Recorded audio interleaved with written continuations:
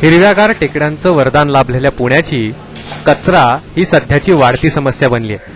त्यामुळे कचराच कचरा चोहीकडे अशी परिस्थिती अवघ्या पुणेभर पाहायला मिळते. पण थोडासा व्यावसायिक दृष्टिकोन बाजूला ठेवून सामाजिक दृष्टीने विचार केल्यास या कचऱ्याचा नायनाट लागू शकतो हे काही पुणेकरांनी दाखवून दिलंय. आमोद साने हे त्यातीलच एक. आयुर्वेदिक औषधं तयार करताना निर्माण होणाऱ्या कचऱ्याची योग्य प्रकारे विल्हेवाट लावण्याचं तंत्र त्यांनी शोधून काढलंय. केवळ कोरडा कचरा ते महापालिकेला देतात.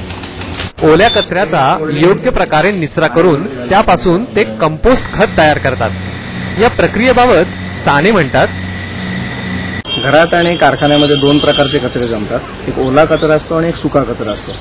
त्यात अपेक्षित असं आहे की ओला कचरा जो कुजणारा कचरा आहे त्याचं आपापलं कन्व्हर्जन म्हणजे कचऱ्यापासून खत तयार केलं गेलं पाहिजे. याच्यासाठी काही कमर्शियल प्रोजेक्ट होऊ शकत नाही, पण हा प्रोजेक्ट ही सोशल रिस्पॉन्सिबिलिटी झाली.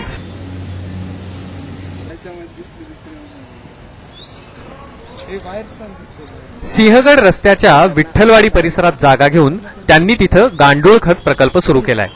आयुर्वेदिक औषधांच्या निर्मितीनंतर त्यातून उरलेल्या चोथ्याचं रूपांतर खतात करून त्यावर औषधी वनस्पतींची लागवड करण्याची किमया सुद्धा त्यांनी साधली आहे. त्यामुळे त्यांनी तयार केलेल्या वनौषधी उद्यानात सध्या 50 ते 60 प्रकारच्या दुर्मिळ वनस्पती मूळ धरू लागल्यात.